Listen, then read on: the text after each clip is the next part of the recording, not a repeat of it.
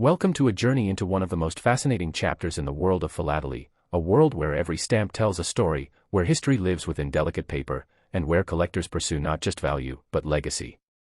Today, we'll uncover the captivating tale of a postage stamp so majestic, so historically important, and so prized by collectors, that it stands tall among the most iconic in British postal history.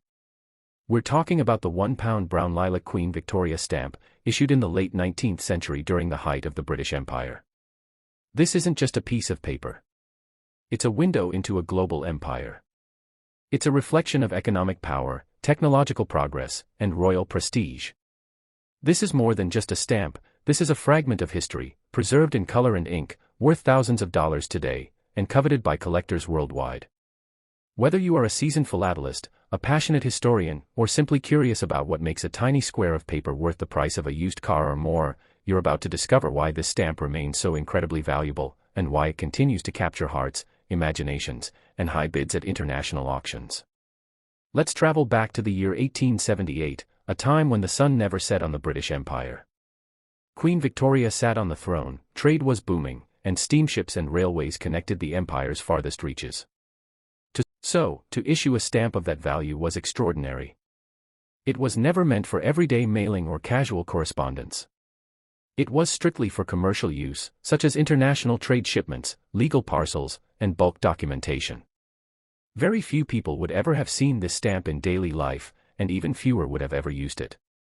The design of this stamp is just as remarkable as its value. The £1 brown lilac features an exquisite profile of Queen Victoria, delicately engraved and framed in an ornate border. Printed by the legendary De La Rue Printing Company, the detail is extraordinary, from the fine lines in Victoria's hair to the elegant floral motifs and security patterns that prevent forgery.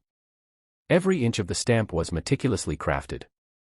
Its symmetrical layout, the use of elaborate engraving, and the integration of the denomination symbol £1 on both sides of the portrait all signal a sense of prestige and authority.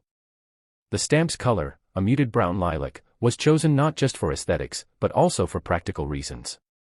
It was less prone to fading and difficult to replicate, which was crucial for a stamp of such high value. It stood out on envelopes and parcels, making it instantly recognizable to postal workers and customs officials. Because the stamp was expensive and used only in specific, high-value contexts, it was printed in very limited quantities. It wasn't mass-produced like penny stamps, and most of the stamps that were printed were eventually used, affixed to packages that traveled across seas and continents. But when you move into mint-condition territory, the numbers increase rapidly. A lightly hinged example, one that's unused but previously mounted, can sell for $5,000 to $8,000. And if you are lucky enough to find a mint never hinged version, meaning the stamp retains its original gum and has never been mounted, values can soar to $10,000, $15,000, or even more. In 2023, an exceptional example sold for close to $20,000, simply due to its flawless preservation and sharp printing quality. But the stamp's value is not measured only in currency. Its value also lies in its history. This was a stamp used at the height of imperial power, a time when Britain controlled vast territories, when mail could cross oceans powered by coal and wind, and when the post was a lifeline between colonies and the crown. This stamp traveled that world. It witnessed commerce, diplomacy, and law in action. It is a surviving witness to a global empire's operations.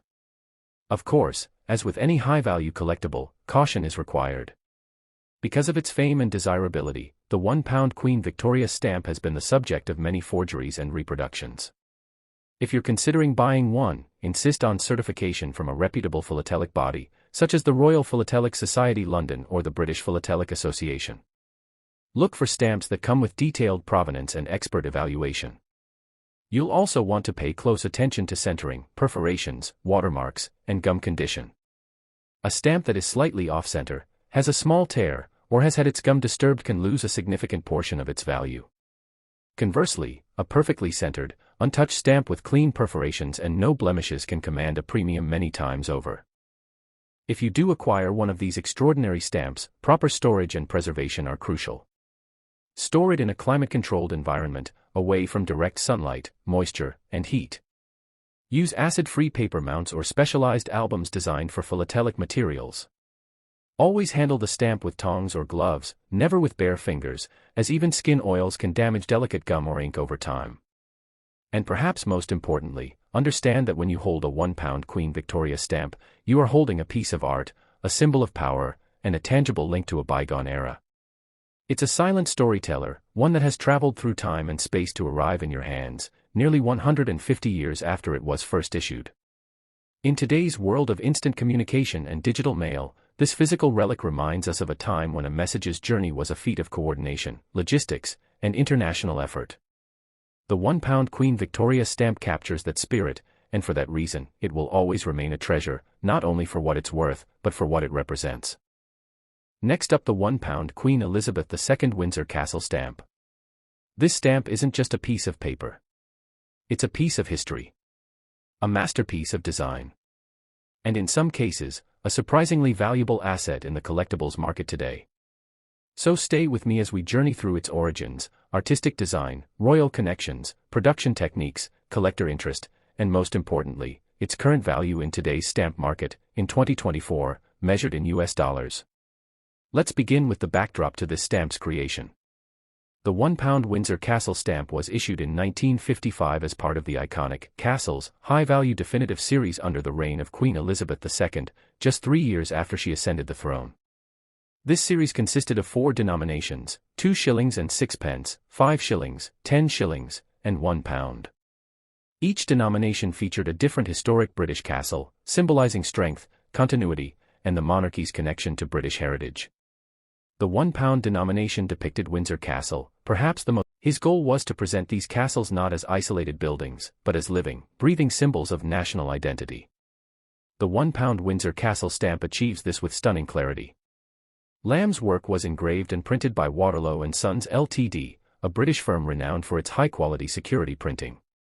Using the recess or intaglio printing method, they engraved the design into metal plates and pressed it onto paper, a labor-intensive process that resulted in beautiful, richly detailed images with depth and texture that collectors love. Now, let's consider why this particular stamp is so prized.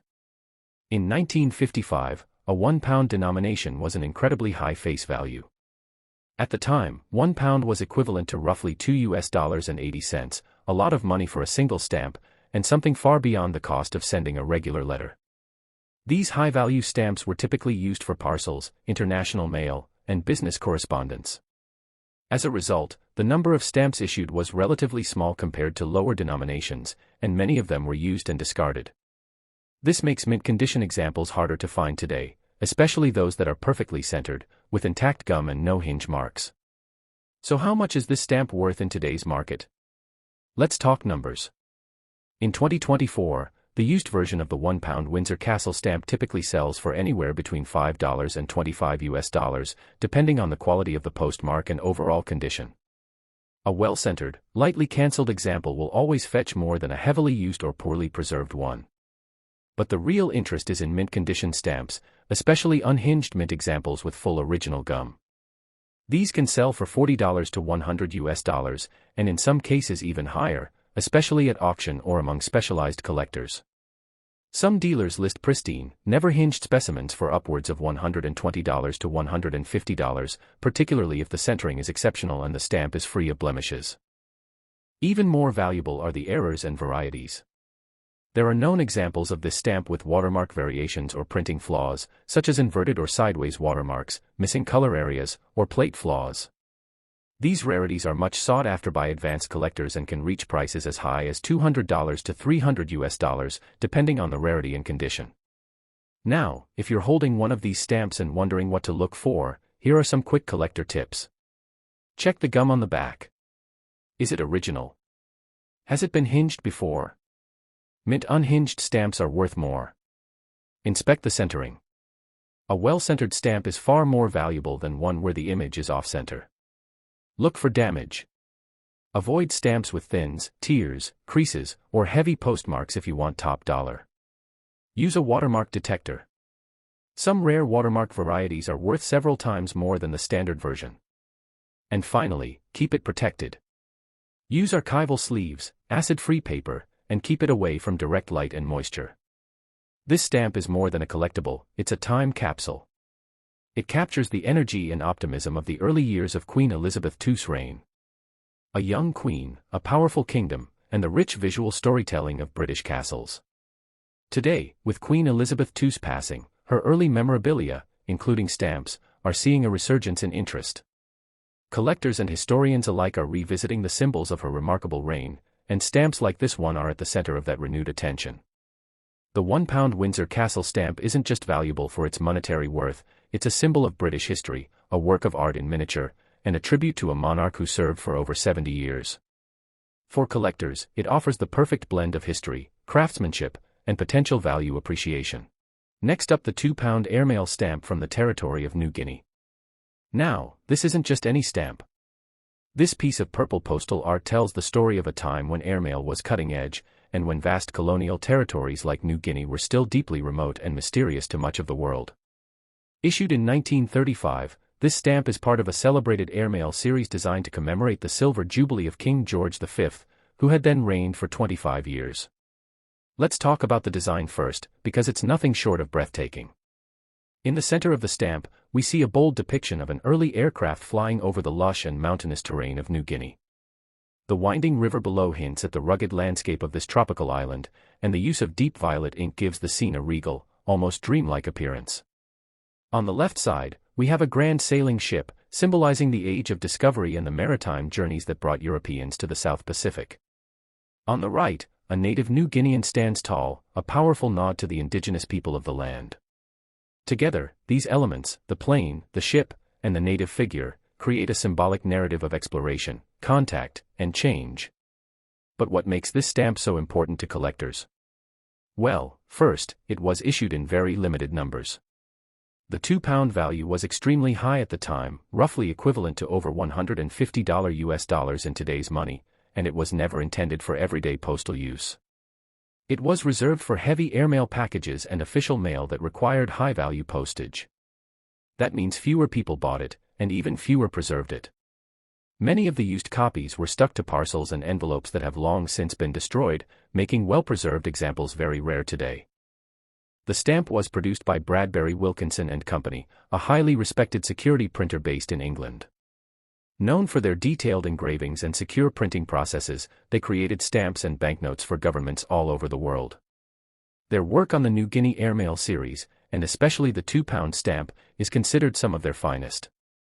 Now let's talk value in 2024, because this is where things get exciting. If you happen to own one of these stamps, even in used condition, you're in possession of something truly valuable. A used £2 New Guinea airmail stamp, with a clear cancellation mark and minimal damage, can sell for $200 to $500 US depending on overall condition. However, the real prize is in the mint condition versions, those that were never used, have full gum on the back, and no hinge marks. A mint condition stamp can fetch between $800 to $1,500 US, sometimes even more. In fact, pristine examples, especially those with superb centering, fresh color, and no flaws, have sold for over $2,000 US at major stamp auctions. And it doesn't end there. There are also specimen overprints, imperfect proofs, and plate examples of this issue. These variations are even rarer and highly desirable among advanced collectors. Some of these rarities have reached prices of $3,000 to $5,000 US, depending on market interest and provenance. But how do you know if the stamp you're looking at is genuine and valuable? Here are a few things to look for. Watermark: the original stamp was printed on paper with a palm tree watermark. You'll need a watermark detector or a strong backlight to spot this. It's a crucial sign of authenticity. Centering and margins: well-centered stamps are more valuable. Poorly centered examples with narrow margins or off-print images are considered lower grade. Gum condition: for mint stamps, the condition of the gum on the back makes a huge difference. A never-hinged stamp with original gum can double or triple its value. Color vibrancy: the original violet ink should be deep and rich.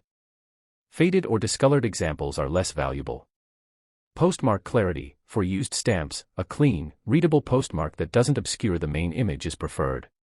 If you're thinking of buying or selling this stamp, always consult with a certified stamp expert or a trusted auction house. Authenticity certificates and historical context add real value to rare issues like this. So why is this stamp so important today? Because it stands at the crossroads of colonial history, aviation, and artistic craftsmanship. It captures a world that was on the cusp of rapid change, when air travel was just beginning to connect distant parts of the British Empire, and stamps were not only tools of communication but also instruments of national pride and propaganda. The £2 New Guinea airmail stamp is more than a collectible, it's a conversation piece, a slice of global history, and a beautiful tribute to an era gone by. Whether you're a beginner starting your collection, or an advanced philatelist curating rare pieces, this stamp remains one of the most iconic issues from the colonial Pacific. Next up, the £5 manufactured tobacco tax stamp. Now, at first glance, you might be wondering how something as obscure as a tobacco tax stamp could be worth money today. But that's exactly what makes this story so fascinating. This isn't just a printed piece of paper, it's a window into America's economic and industrial history. It's a survivor from an era of heavy regulation, booming industry, and government control over one of the most profitable products of the time, tobacco. And today, depending on the condition and rarity, some of these tax stamps can be worth hundreds of dollars or more to the right collector. Let's start at the beginning. The £5 manufactured tobacco tax stamp was introduced in the 19th century as part of the U.S. government's internal revenue system. This was during a time when the government needed reliable sources of income, especially after the Civil War and into the Industrial Age. Tobacco, being a widely consumed and highly profitable product, became a prime target for taxation. In order to enforce these taxes and prevent illegal trade, the Bureau of Internal Revenue, what we now know as the Internal Revenue Service, or IRS, began printing a series of revenue stamps. These stamps would be physically attached to tobacco products to show that taxes had been paid. For manufacturers, the £5 stamp was used on large bulk containers, barrels, or tins of manufactured tobacco, most often used by wholesalers or industrial operations. What makes the £5 stamp particularly special is its sheer size and design. These were not small stickers like modern postage stamps. They were large, often ornate pieces of engraved artwork. They might measure several inches in length and width, with vibrant inks, detailed scroll work, intricate government seals, and serial numbers. Each one was a mix of function and beauty. And these stamps weren't mass-produced to the same extent as lower denomination versions. Because fewer manufacturers needed such large quantities, they were printed in smaller numbers. That lower production volume, combined with their fragility and the nature of their use, makes them far rarer today. Imagine this, a wooden crate filled with £5 of tobacco, sealed with paper tax stamps. When the crate was opened, the stamp was usually torn or partially destroyed. If the box was thrown away, the stamp went with it. And because these stamps were made of thin, often non-durable paper, exposure to moisture, sunlight, and handling over time caused them to deteriorate. That's why finding a £5 tobacco tax stamp today in excellent condition is incredibly rare. Most of the surviving examples are either torn, incomplete, or faded. But every once in a while, collectors come across a well-preserved specimen that tells a much bigger story. Now, why are these stamps so valuable today? First and foremost, rarity drives demand. In the world of collectibles, scarcity is everything. The £5 denomination wasn't common to begin with, and very few survived the decades in good shape.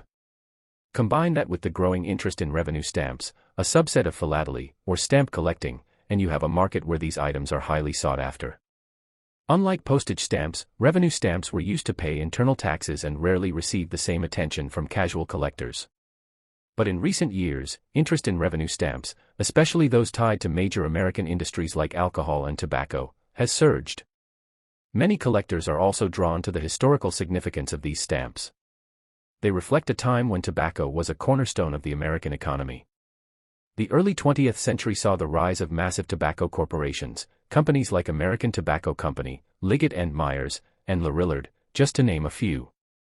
These stamps were part of the legal framework that allowed those businesses to thrive while the government ensured it collected its share of the profits.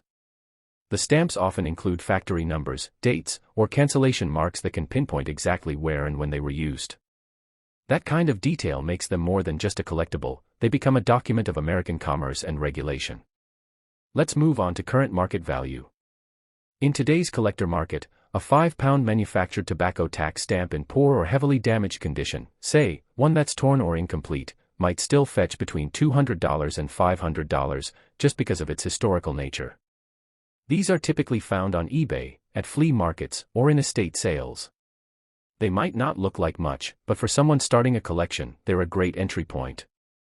If you happen to find one in better condition, one that's mostly intact, with legible text, vibrant coloring, and visible serials, then the price goes up dramatically. These mid-range examples can easily sell for between $1,000 and $3,000, depending on their year, design variation, and scarcity. And then there are the truly rare examples, those in near-mint condition, or with unusual overprints, error prints, or factory marks. Some collectors are willing to pay $5,000 or more for these high-end specimens. Thank you for joining me on this deep dive into the world of revenue stamps. If you found this video informative, please like, subscribe, and share it with fellow collectors. And if you have your own stories or stamps to show off, drop a comment below. We love hearing from you. Until next time, keep searching, keep learning, and keep collecting.